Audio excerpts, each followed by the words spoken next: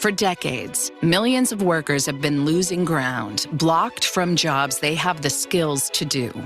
Opportunity at Work partnered with many of these workers to elevate their stories and create an affirming name for this category of talent, STARS.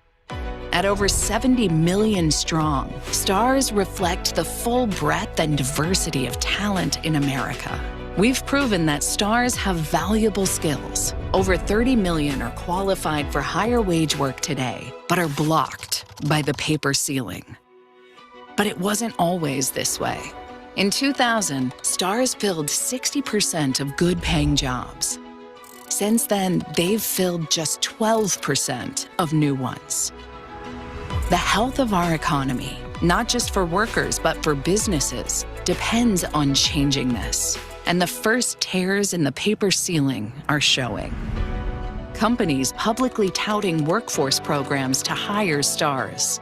States passing skills-first policies to open up pathways to STARS. And STARS themselves are proudly declaring themselves STARS.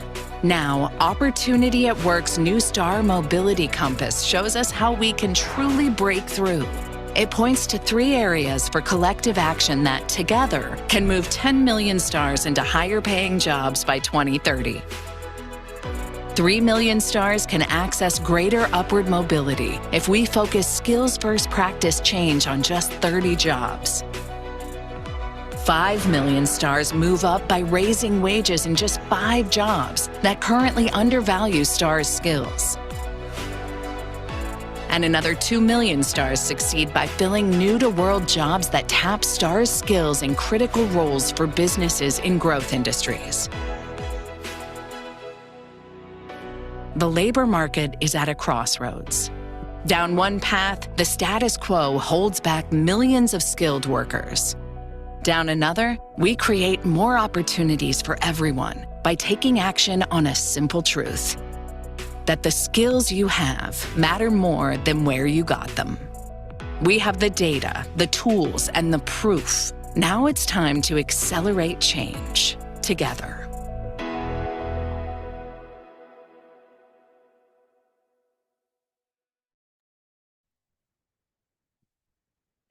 Good afternoon, and welcome everyone.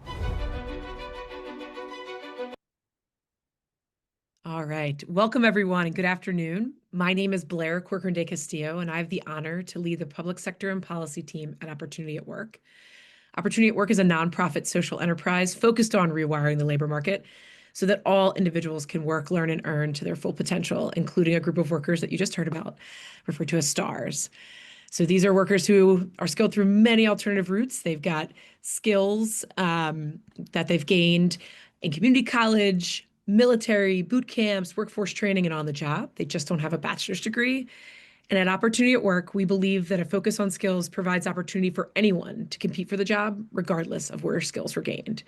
Right now, we've got an opening poll for you to join us and let us know how you heard about this event. We also have some accessibility opportunities and options that are going to be put in the chat for your to be able to participate. And I'm going to take a moment to end this poll and get into the results of today. So we are really excited that so many of you joined us to learn more about a number of innovative talent strategies that the public sector can utilize to tap into all of the talent that exists, both in your communities and within your existing workforces. And let's be frank, there's really no time like the present to be discussing innovative talent practices, right? I mean, governments are facing a perfect storm: talent shortages, evolving mission needs, and tight budgets. Skills-based talent practices are more important than ever. Relying on degrees or long resumes is too limiting.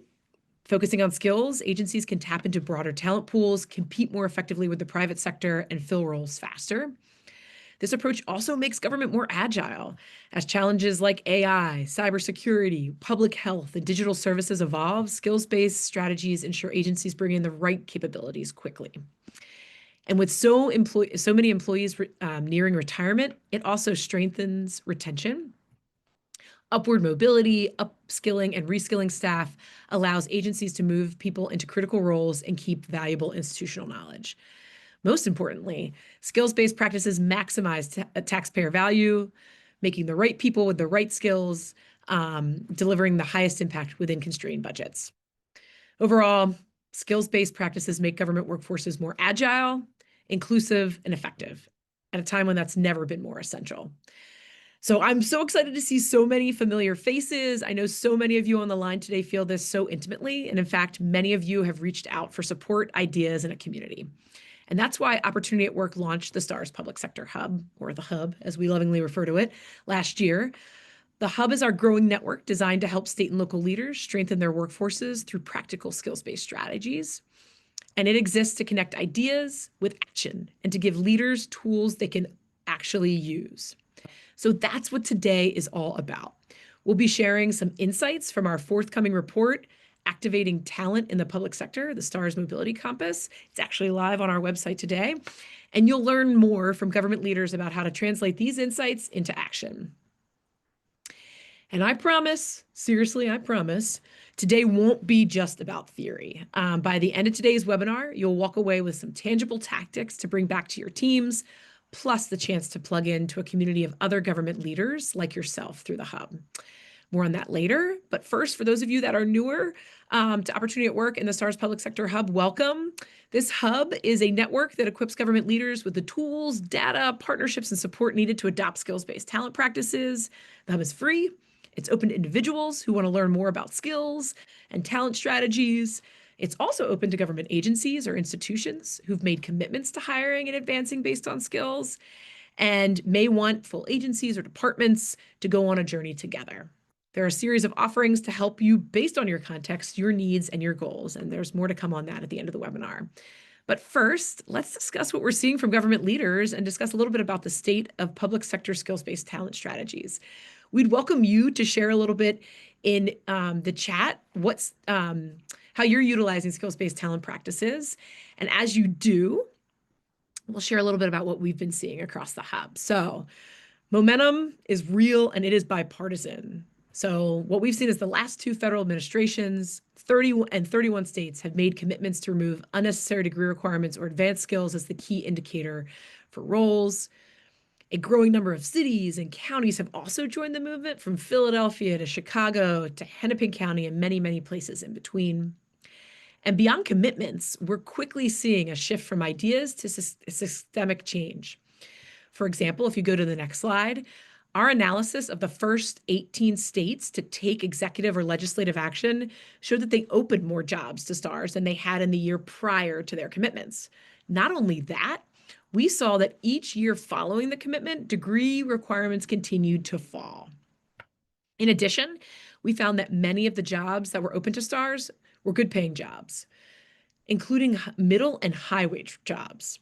And we saw the biggest shift in 10 occupations, which include roles like communications, finance, budget, managerial, and some engineering, among others.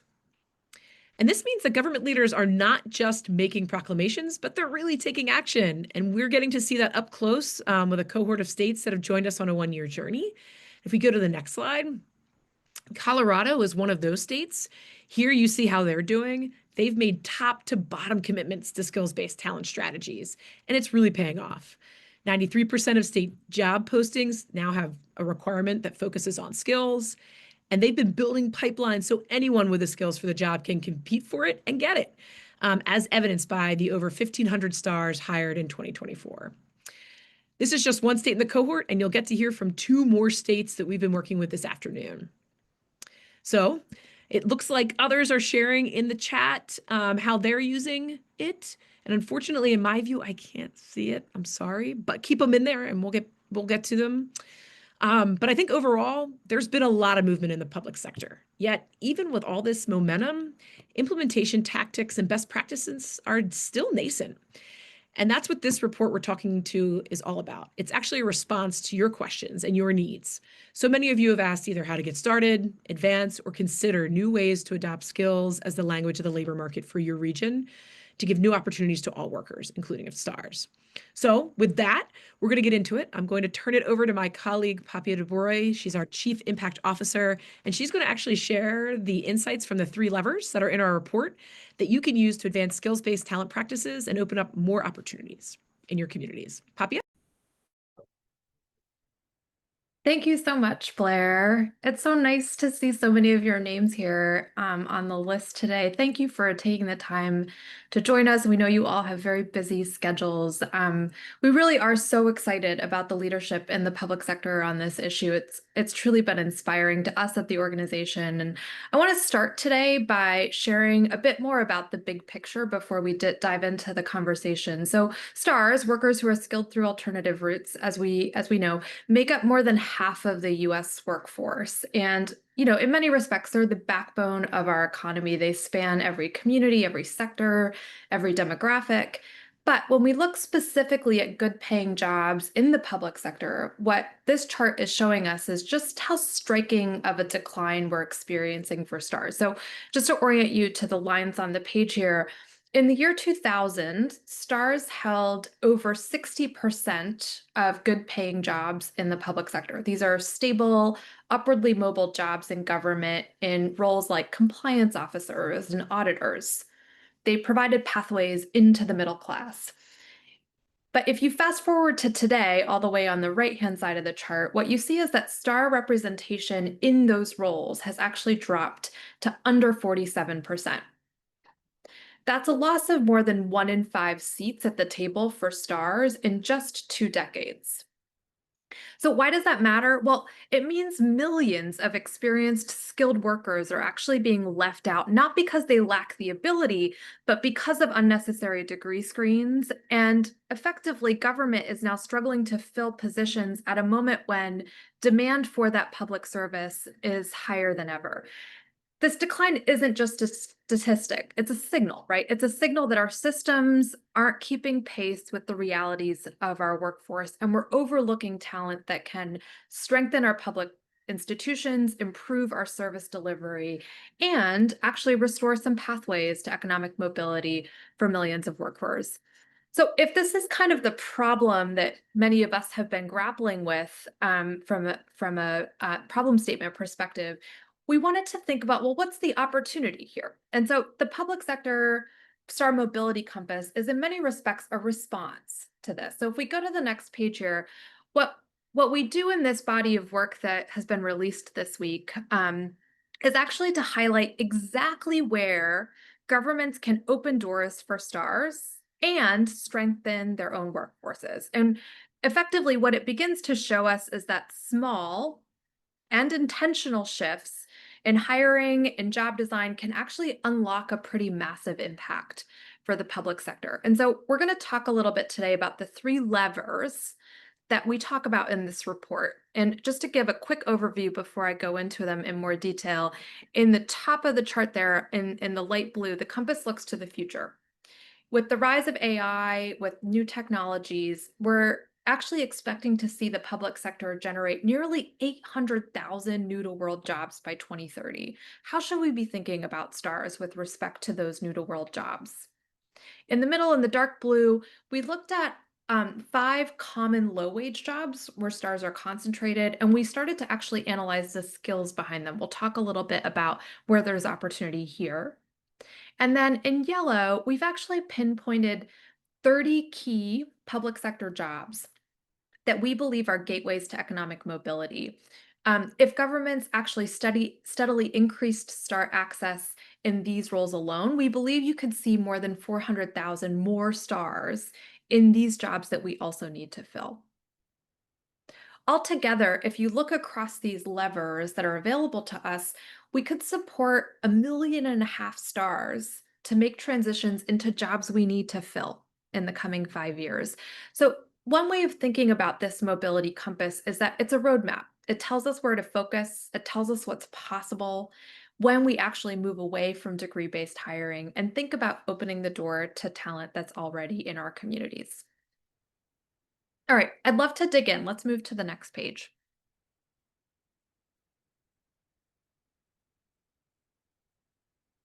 When we talk about the future of work, it's important to recognize that many jobs that government will need to fill in the next decade actually don't exist today. In fact, if we studied job titles in the past 5 years, we've seen all kinds of new roles emerge, right? We see roles like AI prompt engineer and digital identity manager, AI operations manager.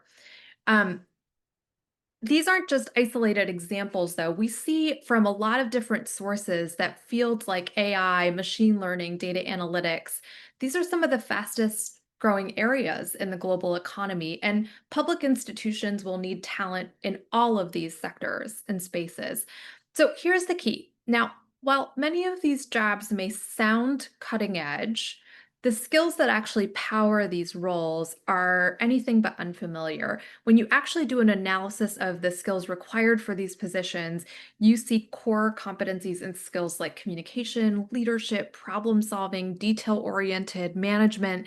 These are actually the very skills millions of stars are demonstrating in roles across IT support, administration, customer service, frontline supervision.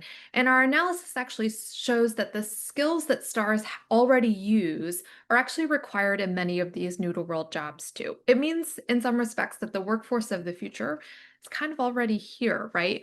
What we need is for governments to look at stars through the lens of skills. And if we do that, we could actually see almost half of these roles filled by stars across state and local government. And the big idea here really is just that stars have what it takes. And by recognizing the transferable skills, creating the pathways, the public sector employers can actually lead the way in shaping a workforce that is future ready and reflective of the communities that we seek to serve. Let's get into the second lever. On the next page here, what you see is that there's over 1 million stars in 5 low-wage roles that require some pretty tremendous skills. So, what you see in our analysis is that there are over 1 million stars concentrated in just 5 public sector roles: teaching assistant, childcare worker, janitor, cook, and food service worker. These are all essential jobs. They keep our schools running, they keep our public buildings safe, they provide support for children, for families. And while many of these jobs are labeled low wage, they are anything but low skill. These are the same skills that workers use in higher wage positions across education, administration, operations. And so part of what we're starting to see is that states are experimenting with solutions that actually bring more compensation to some of these roles. So I'm going to share 2 examples today. One is the Pennsylvania bilingual pay pilot. The Department of Labor and Industry in the state actually recognized that hundreds of thousands of residents speak languages other than English, and accessible services actually depend on a bilingual staff. And so earlier this year, they launched a excuse me, a pay incentive. They It was an extra dollar per hour bonus for Spanish speaking employees in the unemployment compensation positions. In some, it added up to about $1,000 over 6 months. New hires were eligible too. And the impact was that employees actually got recognition and compensation for their skills, and residents got faster and more effective services in their own languages. Another example is in the North Carolina Child Care Stabilization Grants. In 2024, the state released almost $70 million in support of early learning centers and to retain staff. Nearly 4,000 child care providers benefited, protecting jobs for teachers and ensuring that kids and families had access to quality care. It wasn't just about wages in that instance, it was about stabilizing the system that so many families and employers actually relied on. These examples to us show what's possible when we value the skills in what we're calling to be, low wage roles. But raising pay where skills are high but compensation is low can actually benefit us in all kinds of ways. We see reduced turnover, strengthened service delivery, and actual real pathways to mobility for hundreds of thousands, potentially even millions of stars. They also send a message, right? If you bring valuable skills to public service, you'll be recognized and rewarded. The last lever that I'll share before we turn it over to the discussion on the next page here is the insight that the public sector has pretty strong pipelines of star talent, and there's lots of ways to think about how we recognize and build from there. So, an example here, if you think about a receptionist, they're often the first point of contact in government offices, and there's all kinds of skills, right, that receptionists bring to work. They're multitasking, customer service, organizational skills. They actually align with a lot of higher wage roles, business operations specialists, administrative managers. But many of these higher wage positions still carry degree requirements across state governments. And we're actually shutting talent out when we have pipelines that are demonstrating many of the necessary abilities for these roles. What's interesting to start to understand from the data is that stars are actually moving across these pathways from frontline roles into higher wage and higher responsibility positions. And so, if we think about how we might actually accelerate mobility on those pathways, what it requires is that we're recognizing skill similar experiences and actually designing those pathways to be built from where we see stars actually doing and demonstrating these skills. The talent is there. It's really just about, are we choosing to see it? And so as we bring kind of the insights from the report part of our conversation today to a close, I want to underscore a pretty simple point, right? Stars have the skills to succeed, not just in the jobs of today, but in the jobs of tomorrow too. And really, the question today posed for many of us leading these bodies of work is, how can we adapt our systems in ways that allow us to see, reward, and actually include that talent? And so with that, I'm going to turn it back over to my colleague Blair, who has a quick announcement for us. Thanks so much.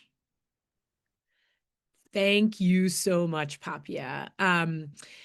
Before we head into a brief break, we'd love to get a sense from you all about which lever Papia just went through you think you could utilize in your context to meet your goals. So there's a policy lever right there.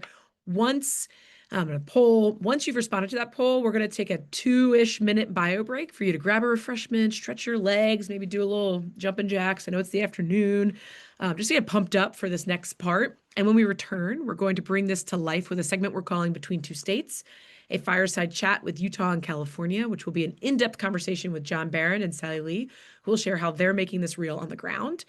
And I'd ask if folks could come back at 25 after your time zone. So that's 25 after, and we'll see you very soon.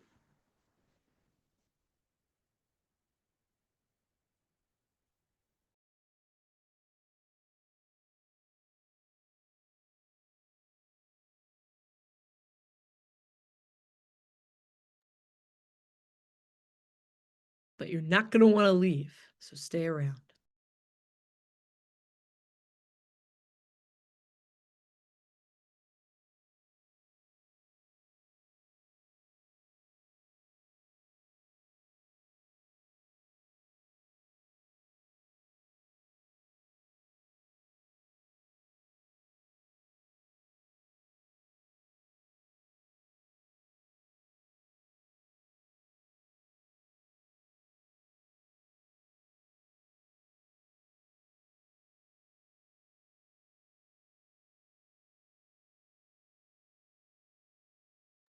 Going to share a 1-minute warning. About to close up the poll. So if you haven't put in your policy lever, do now or forever hold your peace. Here we go.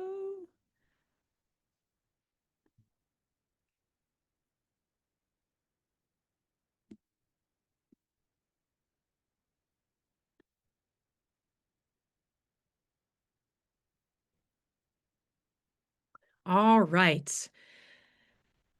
Welcome back. Before we jump into a very inspiring conversation with two government leaders, I just wanted to share, it looks like folks are really interested in levers 1 and 3, thinking about lever 2, which is around wages. So if you have questions, ideas, or would love to get some more support, reach out so we can help you think about how to utilize these. All right, I think I shared the results very quickly here. All right. All right. Well, without further ado, I'd love to welcome John Barrand and Sally Lee. We're so excited to have these two leaders here with us today to talk about their respective states and the work they're doing with us through the Transformers in the Public Sector cohort.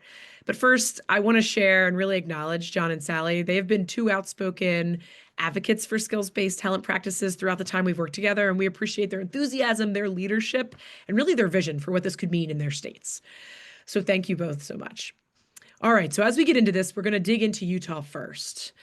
John, I'd love for you to introduce yourself and let us know why skills matter for the state of Utah. Yeah, thanks, Blair. First, if you let me take a mic, I'm going to express gratitude to Opportunity at Work. Look, you and Byron, Henry, Papia, those who I engage with, you're some of the most authentic people that we work with. Your advocacy seems to continue to champion all the right things. Your energy makes us better. So we are so thrilled to be part of this partnership and have worked with you. Also, a quick shout out to my team who lets me be the mouthpiece, but Jenny Wakefield runs our talent acquisition team, and then Kathy Theriot, who I believe is on the call, who's really driving skills base for us, which helps you understand how we've set ourselves up. We have resources and employees focused on developing skills and tearing that paper ceiling. The reason why this is important to us is because our workforce is changing. We're pulling the future of work into our space now. We're the second largest workforce in the state of Utah. We've had strong economic growth 18 years in a row. And so finding the availability for more workers to participate in the workforce in unique ways and in modern ways, while the jobs may be changing, the skills remain constant. And so how we can invest in that becomes really important to us. Yeah, I'm sure that resonates with a lot of other leaders on the line, John. So it's interesting to hear why skills are a core part of your approach to hiring and advancement for the state. But now I'd like to dig into the how. Yeah. How have you and your staff been able to actually update talent managed practices and actually get folks to engage in this? I think that like a lot of people really agree with this in theory, but when it comes to practice, it's a little bit more difficult. Thanks, Blair. I think the first thing to hear, so the little historical context here, and we're going to go way back, circa 2000. We had some HR leaders in our space way back then who dropped minimum degree and specific years of experience, and we shifted to competency-based. I don't think we knew what we called it then, but we knew what we were doing. You've helped put a name to it, and then, of course, operationalize that in greater depth. So then in 2021, Governor Cox became the governor. I joined the administration, and he signed legislation now coming up on 5 years ago that removed degree requirements. In 2022, he launched a skills-based initiative with another large workforce here in Utah. We are Delta's second largest hub in America. So the CHRO, Joanne Smith at the time, came out. We spent some time workshopping what that could feel like. We positioned ourselves right next to higher education and made sure higher education was involved in that conversation with us. But we kind of got to 2022 and said, what do we do with this? And some of my favorite ways of describing this would be one, I have a 3-year-old son who really enjoys a current cartoon character Train. He also has a British accent because my wife is British. And so he's always coupling things together. He couples his trains together. And one of the best ways for us to impact skills-based is to couple it together. And so we've really partnered what skills-based looks like with a lot of our initiatives. Typically, as an example, the rural program that we have, we've had a 14% increase in our rural hiring. We are like a lot of states with a large major metro area, and then typically 20 to 40% of the population seems to be rural. We have outpaced our hiring in the rural sector because of our skills-based initiative. Second, another R, the returnship. We launched one of the nation's first public sector returnship programs, inviting people who have not been in the workforce a while to come back in, leveraging skills versus perhaps dated college degrees or the requirement that were no longer needed, really cleared the path. And Papia spoke to doing a small amount can create a big impact. Our first returnship class was a class of 6. We're a 22,000 person workforce, and our first graduating class was 6. I think the last one is another R. I've seen success in what the rotational programs are. At UDOT, we have a rotational program for our engineers. They move once every 12 months and they're getting a different skill set, right? So we're developing them to become what I call V-shaped athletes that can do a lot in a lot of contexts. And we're building those programs based on, of course, what skills and competency you need to be successful. So standing up programs and coupling them together seem to be how we're having great success. That's awesome, because that is hard work, getting the internal all working together to make that happen. Yeah. I'm interested, in some of the conversations we've had with states, they're doing a lot to advance stars that are internal and to give opportunity to anybody with the skills. But what they've realized is that they need to widen some of their recruitment pipelines. And I feel like Utah has really done a great job of broadcasting its focus on skills-based hiring and advancement practices.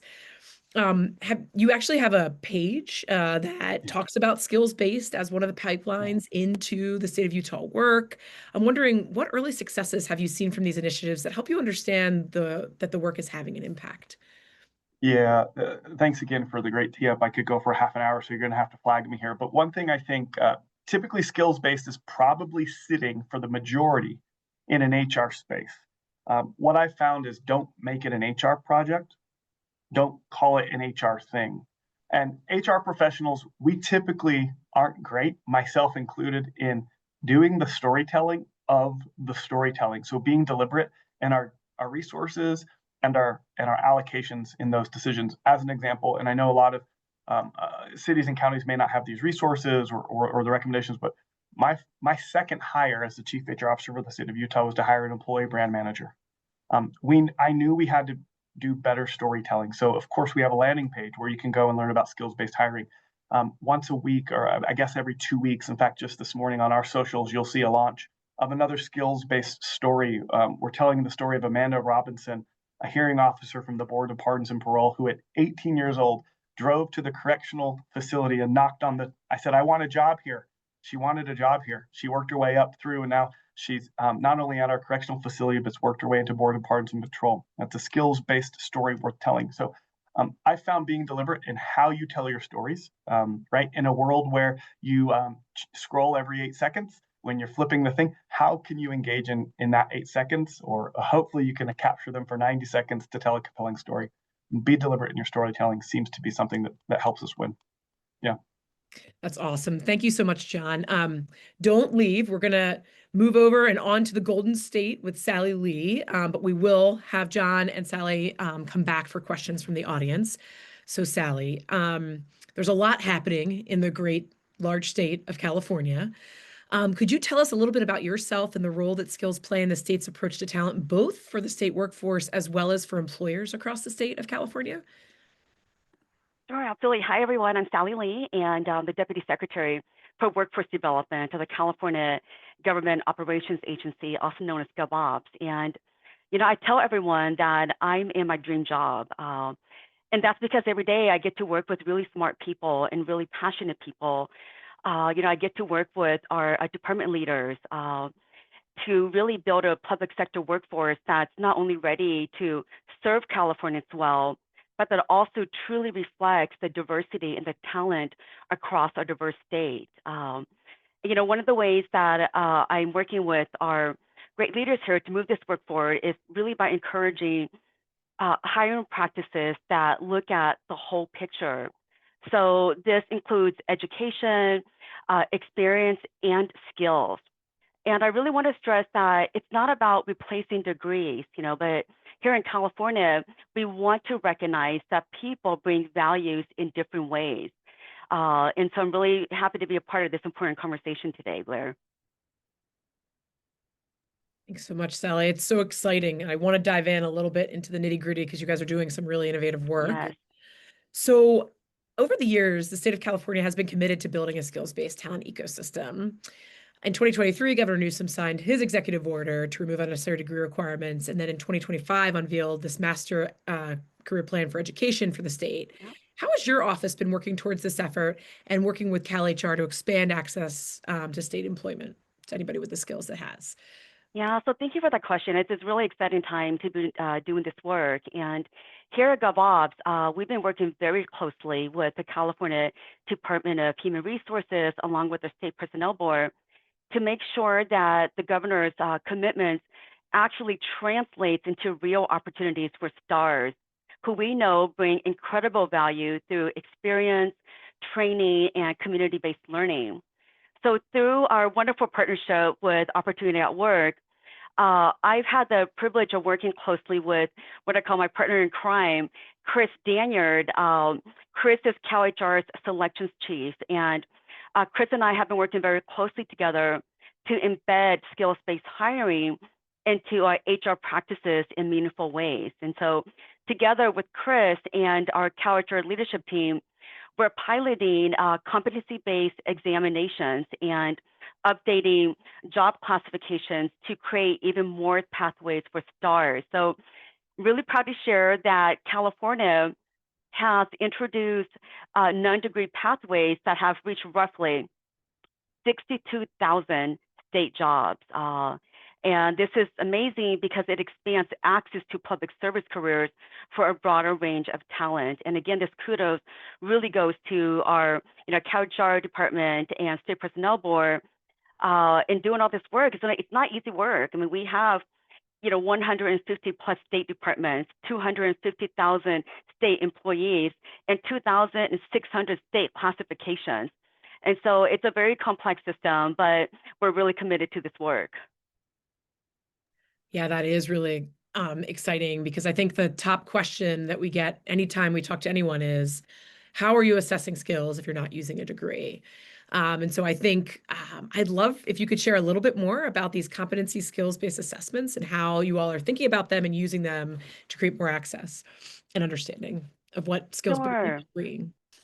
Yeah, so about a year ago, our CalHR put out a competitive solicitation to their vendor pool to get assistance with developing these competence-based assessments. And currently, of course, we're a civil service system, and so we have civil service-based examinations, which I'm sure a lot of folks on the call today are very familiar with.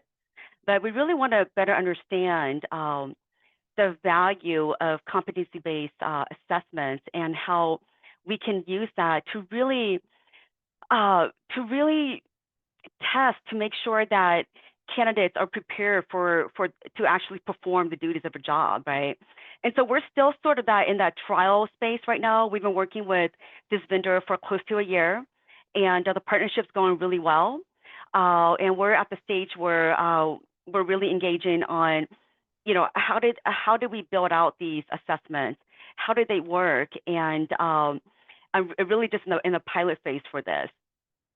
And so we're actually really looking forward to learning more about that as well, too, Blair. And hopefully we can also share that learning experience with other states who are also interested in competency-based examinations.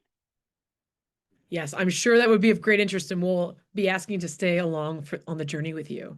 So I'd love to welcome John back and to do a bit of a lightning round between these two great states. All right, are you both ready? You're both from out west, but operating on different scales. California is a top 5 economy worldwide, while Utah's economy is growing consistently, as we heard, and becoming known as one of the Silicon Slopes. How do you each see skills-based practices supporting the growth of opportunity and access to talent across your two economies? And then whoever goes first. That's Sally. All right, I'll go first. Again, I mentioned that California is a very diverse state.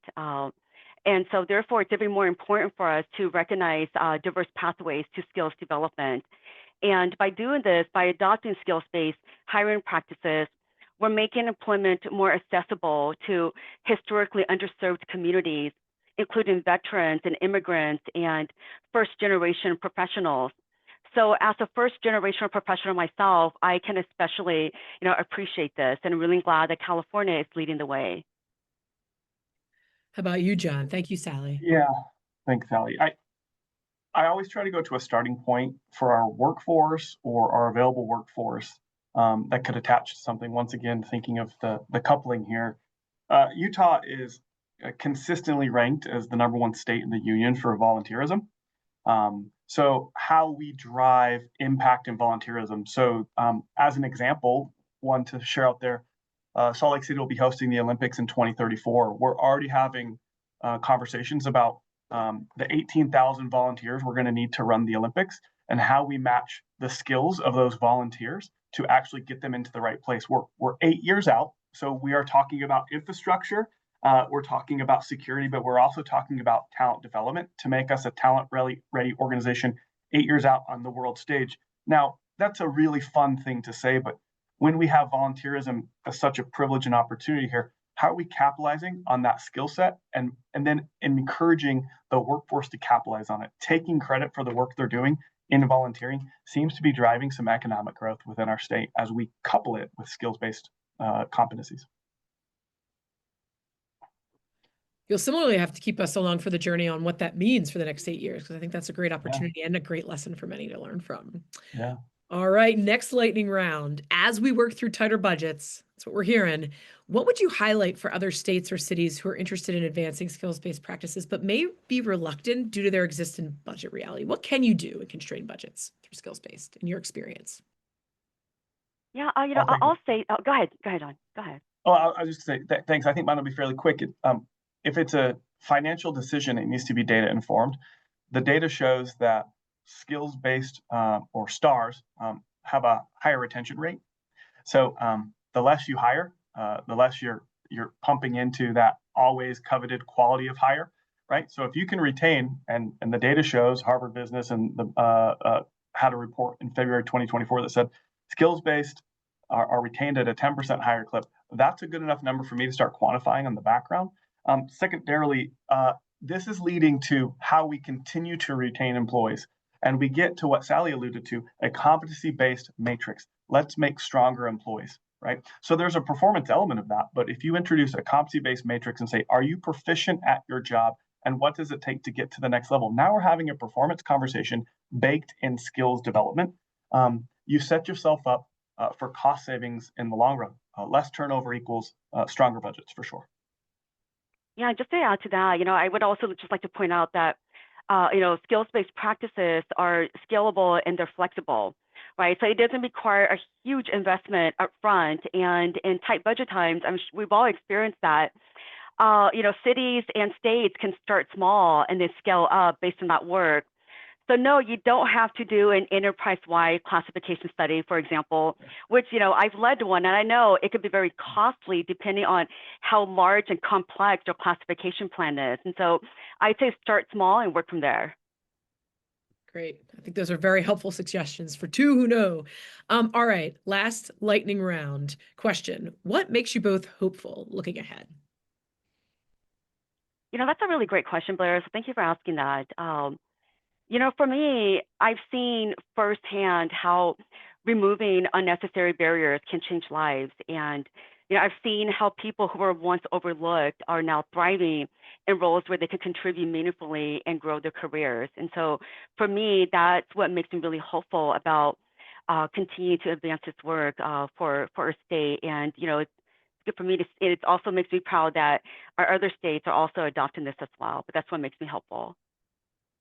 Yeah, externally, there's 100 people on this call to learn more. That's what makes me hopeful, right? I'm hopeful that we'll lean into this, and it's a mindset shift for many Americans, for many people in position who perhaps went to school and got a graduate degree and had a burden of that. Well, the world has changed, and internally, what makes me hopeful is as we unlock what skills looks like through talent acquisition and pipelining, we are about to stand up. In fact, I'm almost positive it was posted in the last 48 hours. The state of Utah will be hiring our first ever talent mobility manager. How we take those who are ready and have the proficiency and skills to retain them and move them around our 21 agencies and share that talent, share that skill, and deepen their talent density within each organization. So externally and internally, I have a lot of reasons to be optimistic and hopeful for what this is going to become. Those are both beautiful answers, I think, in this moment. You're leaving me very hopeful. We're going to have one more speaker, and then we'll have Sally and John come back for questions from the audience. So thank you, Sally and John. This movement is really all about people. And Sally and John are two amazing leaders who have inspired their state and their teams to think about people and their skills differently. I think potential is also part of this. And it's about the potential of each of us together using our own skills and experience to create opportunity and access for all of us, not just some of us. So I'm excited to have someone join us right now who's a former public servant who used both their skills to help the state of Idaho implement skills-based talent strategies and is a star herself. And with that, I'd like to welcome Paige Bongiorno, who now works for Opportunity at Work and is currently the director of STAR's Public Sector Hub. I just want to ask her a couple questions about about her experiences in the public sector before we open it up for questions from the audience. So, Paige, thanks. You've built a career in the public sector as a star. What motivated you to pursue this path, and what's kept you inspired along the way? Yeah, so for those who don't know me, I'm Paige Bongiorno. I'm the director of the STAR's Public Sector Hub, and I'm a star. And my journey in public sector started out not in a very traditional way. I had no previous desire or idea to look for work in the public sector. I actually ended up in the public sector kind of on accident, in that I was working towards an associate's degree and was required to do an internship for it. And a professor approached me about doing an internship with a state career technical education division, and I said yes, and ended up finding what I was passionate about and finding like-minded people, and finding people who also were going about finding their careers and their goals and aspirations in alternative ways than traditional education routes. That's where my journey began, was supporting digital badging credentials for career technical education students going through the programs. And then I moved off to working for their workforce development board and learned a lot about the various pathways that people could take to achieve their goals and aspirations, apprenticeship programs, all the programs that are working with veterans, and then eventually grew into working for the Division of Human Resources on skills-based talent practice implementation. It was actually a conference that they sent me to in Washington, D.C., where I met Blair and the team, and actually discovered that there was a name for someone like me other than the person without a degree, and it was STAR, someone skilled through alternative routes. And I just remember being like, oh, there's a name for me. Like, there's a community of people out there who are just like me, who didn't go the traditional route.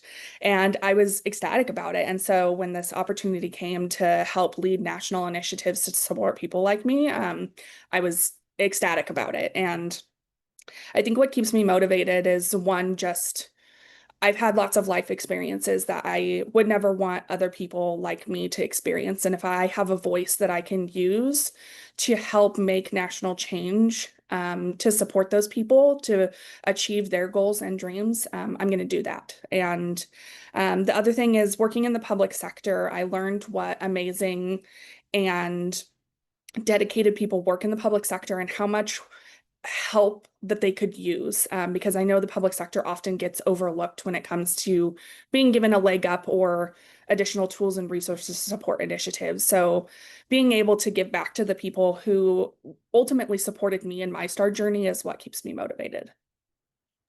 Thank you so much for sharing that, Paige. And one last question before we bring all of our speakers back for questions from the audience. There's a bit of a career navigation crisis in the United States for every sector.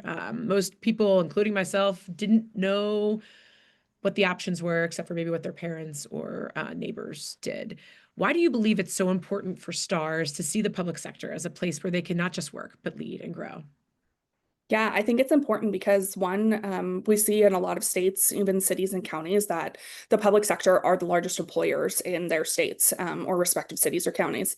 And so the job opportunities within public sector is numerous, and they're good paying jobs that have great benefits and are in areas that people can help serve their communities. So being able to open up those jobs to STARs and have STARs be able to have visibility into that is super important. And also because, they're an untapped source of talent. So, I know how much the public sector has gaps that they're looking to fill, and this is a really easy way to be able to fill some of those gaps that they're experiencing. Awesome. Well, thank you so much, Paige, for working with us, sharing your story, and being so passionate about this work. Grateful to work with you every day. All right, with that, I will bring back all of our speakers to do some Q&A. I know that there were a few questions that were submitted as part of the registration process and a couple that have happened. So I will pull up one right now. Okay, for all professionals, stars and non-stars, we know that regular access to talent development, reskilling, and upskilling throughout careers is important. How do your agencies identify specific skill sets, platforms, and providers? So how do you support your talent to develop? Sally or John, do you have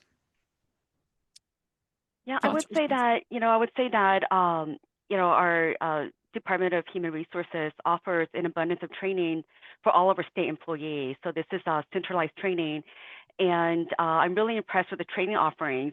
I've also stated that with the state of California, we have a lot of stars in leadership roles, management roles, executive roles, and this is celebrated.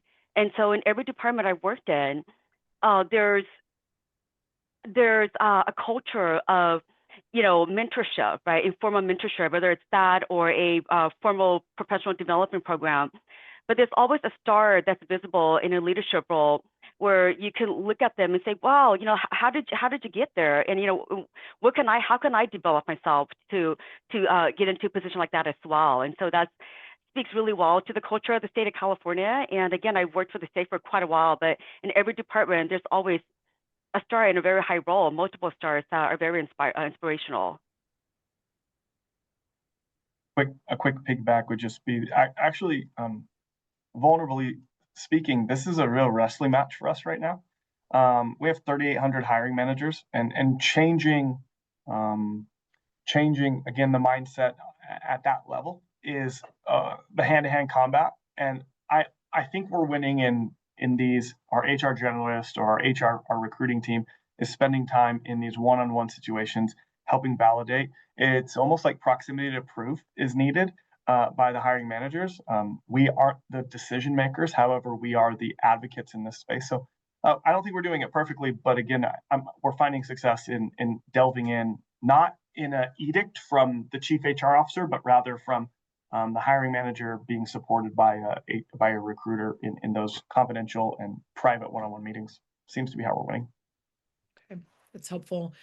Another question here is, with 11 states having already announced hiring freezes and the list growing, how do you actually hire more stars? So one thing that I would say is, and then I'll turn it over to our panelists, is that there are already 9 million stars working at the federal, state, and local level. Sally just mentioned many, and then you can check out in Utah, they've got videos of some of the stars in a variety of different places. So it may not be possible for the states that are in hiring freezes, though we do know that some of those places with hiring freezes, like Maryland, still have jobs that they're still hiring because they're in demand and are necessary. But I'm wondering, John and Sally, how do you think about advancement opportunities and using skills? And what are some strategies in this moment when you might be facing an impending budget constraint to think about using skills for advancement? Any thoughts you have there? It just goes back to every manager can always tell you who they want to promote. They can always tell you. Then you have them write down why, right? Why do you want to? And the first three things are typically skills.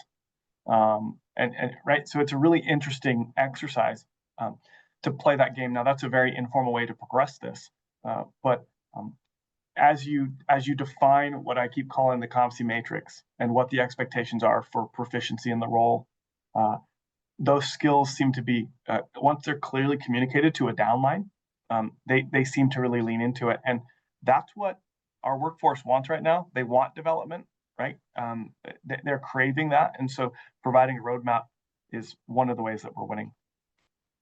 Yeah, just quickly to chime in on that, I also want to say that, CalHR, in partnership with State Personnel Board, has done a lot of great work over the last few years in consolidating large numbers of classifications. So for example, recently we consolidated about 70 generalist classifications into 4 analyst classifications, right? So that really streamlines the career ladder, and it really makes it easier for external applicants to apply for state jobs, because what that means is they're not taking 70 civil service examinations, right? They may be taking 4.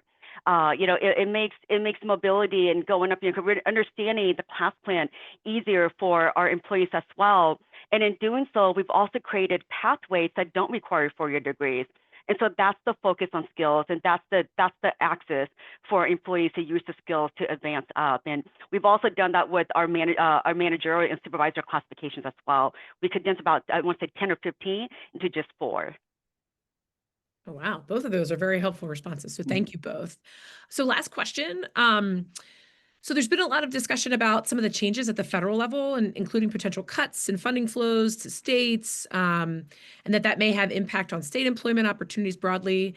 Are there any specific impacts on opportunities for degreed or non-degreed workers that this may vary by state, but is there anything that you two can speak about how you're navigating this moment? Yeah, so we want our federal workers, right, our federal employees who've been laid off, who are in between jobs, to come work for the state of California. And so we've put together a resource page for federal workers, and we understand that sometimes it's confusing to translate like what you did at the federal government in terms of classification and job descriptions to like what classification you're qualified for at the state level. And so we put together a matrix of positions that are or could be of interest to federal employees on our federal resource page. We've also done a lot of outreach to our federal employees and provided them with opportunities to meet with the recruiters virtually and in person to get support with the state application process. Great. George W. Bush, one of my favorite quotes about public sector, he said, "There's significant barriers to entering public service, especially exist due to lack of awareness, aspiration, and access," right? And he said that back, the first President Bush, tearing down those walls, much like Sally does, and making it accessible, making people aware is the right way in.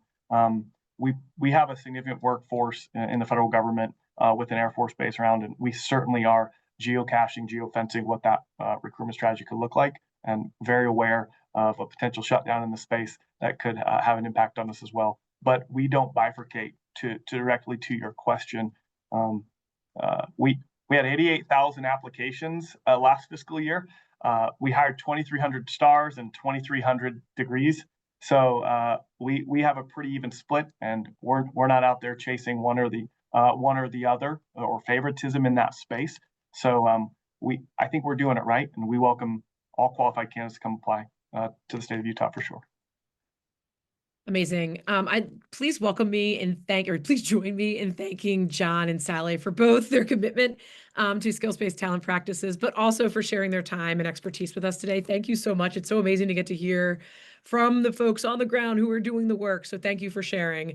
I think that's what's been so inspiring about the cohort's experience is just how much government leaders are willing to share and learn from one another. So thank you. As we close out, we'll be following up with a link to this report and some other opportunities.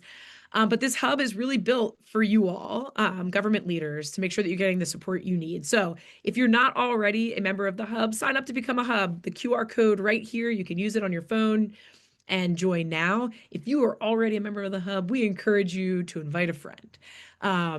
It's more fun when your friends are involved, right? We also have a lot that's coming up. We've got our next state and local cohort that's coming up, where it'll be a year-long experience to go on a journey to advance skills-based practices together.